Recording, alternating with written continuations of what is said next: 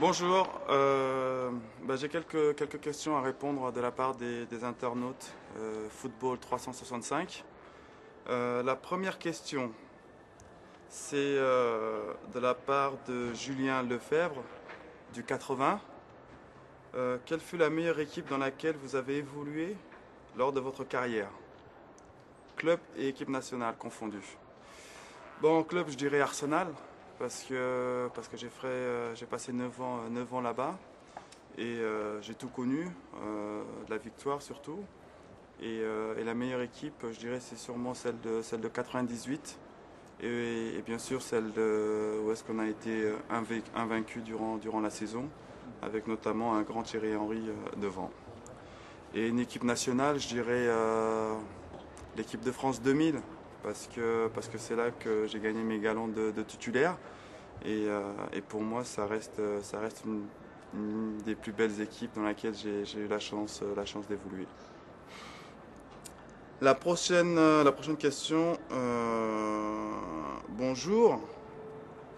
Comme la roue tourne, pour tout le monde, que pensez-vous faire lorsque vous direz stop?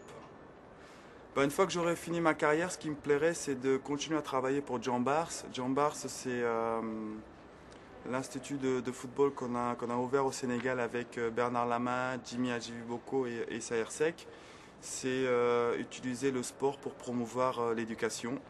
Et comme je suis quelqu'un qui pense que l'Afrique a besoin de développement, je compte travailler avec Jean Bars pour promouvoir l'éducation. La prochaine question est de Rechad. Comment tu trouves le niveau de l'équipe de France comparé à celle qui a participé au dernier mondial? Je veux dire que l'ossature de l'équipe de France n'a pas beaucoup changé, les joueurs non plus. Je pense que ce qui est vraiment important si on veut réussir notre championnat d'Europe, c'est de garder l'état d'esprit de l'équipe et de croire aux uns aux autres pour justement essayer de faire un très beau championnat d'Europe. Je pense qu'on a vraiment les moyens, on a les joueurs pour essayer de gagner cette compétition. La prochaine question est Anthony, il a 15 ans. Je voulais avoir votre jugement sur les problèmes de racisme qu'il a eu au Stade de France. C'est un problème malheureusement qui ne change pas. Je veux dire que dernièrement comment dirais-je encore, on a été par rapport aux banderoles qui sont déroulées pendant la finale de la Coupe de la Ligue.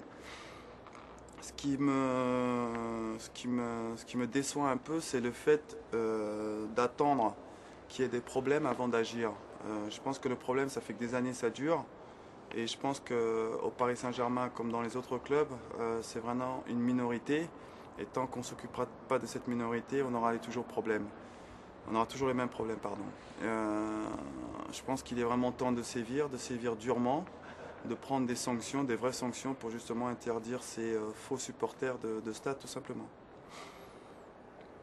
La prochaine question, c'est Romain Samté qui demande: ta montée en puissance en cette fin de saison et à 2 mois de l'Euro, est-ce lié à une volonté personnelle de privilégier l'équipe de France à l'Inter?